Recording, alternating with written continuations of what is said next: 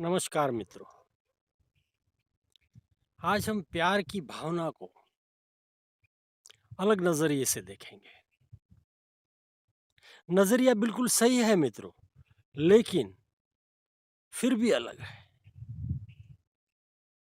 कैसे? जब किसी व्यक्ति से, जब किसी पक्षी से, जब किसी प्राणी से, जब किसी से भी आपको प्यार हो जाता है, तो जैसा वह चाहता है ऐसा आप उसके लिए कर देते हो। यूं कह सकते हैं कि आपकी किसी भी तरह की मर्जी, आपका कोई भी विचार वो अगर नहीं चाहता तो आप उस पर थोपोगे नहीं, उसको मजबूर नहीं करोगे। आपकी इमोशंस उसके साथ इतनी जुड़ी हुई है कि ये सारा करने के लिए आपका मन ही आपको रोकेगा। एक छोटा सा उदाहरण देते हैं मित्रों। जो कुत्ता होता है,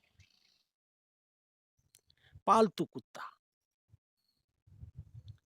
उससे आप प्यार करते हो। जब आप उससे प्यार करते हो तब वह जो जो कहता है वह आप उसके लिए करते हो।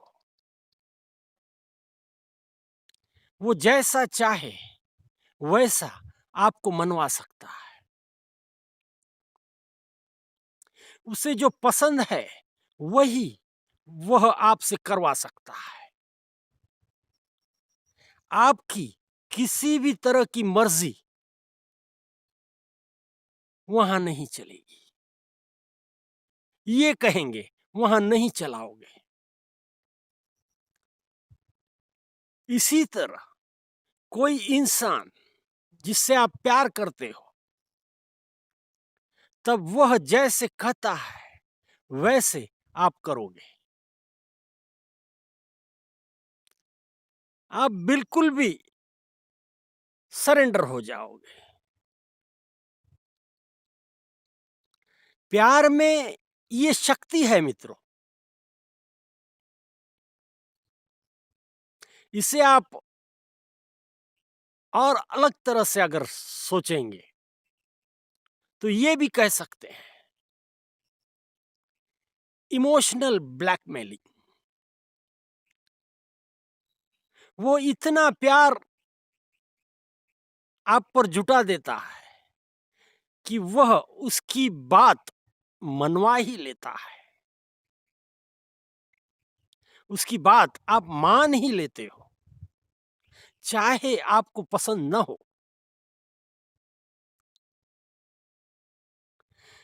जब किसी इंसान से, किसी प्राणी से, किसी चीज से आपको प्यार हो जाता है, तब जो आपकी मानसिकता है वह सब कुछ उसके लिए करने के लिए राजी हो जाती है।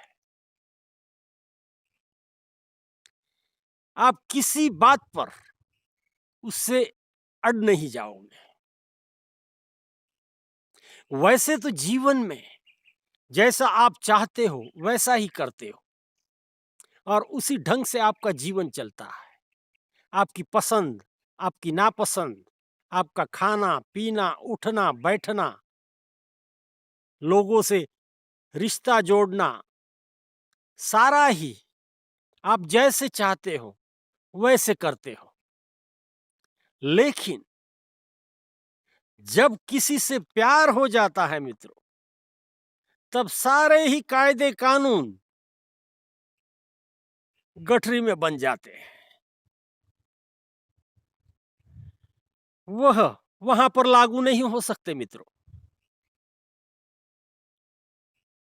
ये प्यार की खूबी है। वह प्यार आपको खींच के जाता है और आप उस व्यक्ति, उस जीव, उस प्राणी को अधिक से अधिक कंफर्ट देने की कोशिश करते हो, आराम देने की कोशिश करते हो, उसकी किसी भी बात को आप नकारते नहीं।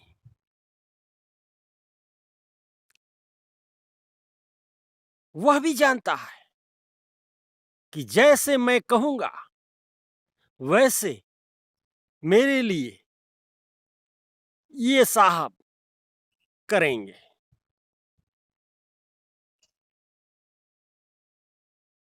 यही सच्चाई है। जब इमोशंस बच जाती है आपकी किसी के साथ भी, तब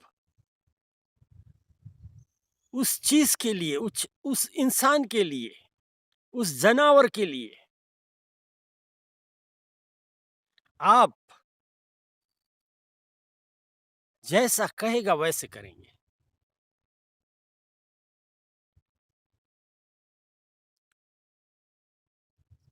मित्रों, प्यार का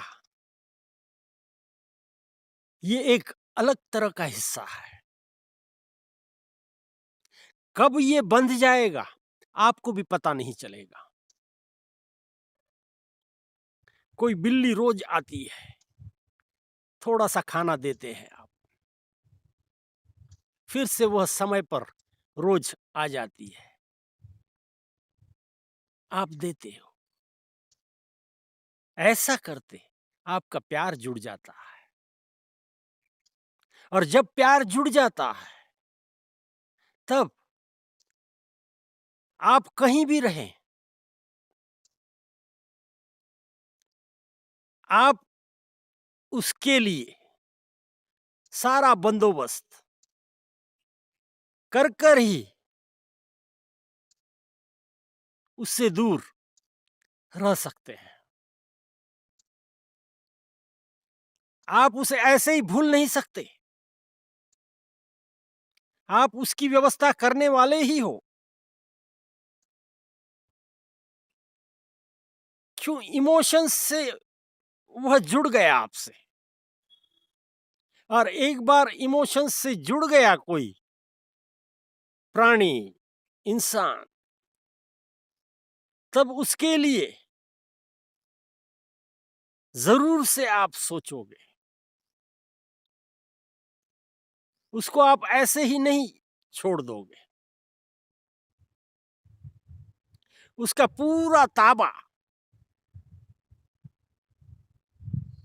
आप पर है। ये होती है प्यार की ताकत मित्रों। इंसान चाहे जितना मजबूत हो, चाहे जितना बड़ा हो, चाहे जो काम करता हो, लेकिन किसी से इमोशन से वह जुड़ गया तो समझ लीजिए वहां वह कुछ भी नहीं कर सकता। जिससे जुड़ा है उसी के मुताबिक वह उसके साथ व्यवहार करता है।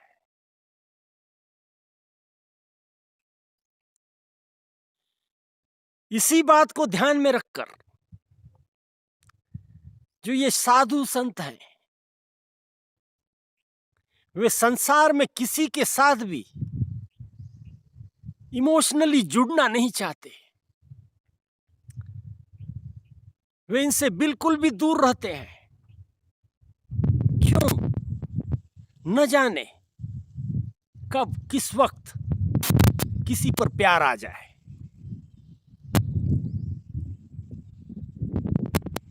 इसीलिए वे हमारी संगति नहीं चाहते, वे जुड़ना भी नहीं चाहते। यही बात है। इसलिए जितने अधिक आप जुड़े रहोगे उतने परेशान भी होते रहोगे। आनंद भी मिलता रहेगा मित्रों। ऐसी बात नहीं है कि सिर्फ परेशानियां हैं, आनंद भी बहुत बड़ा होता है।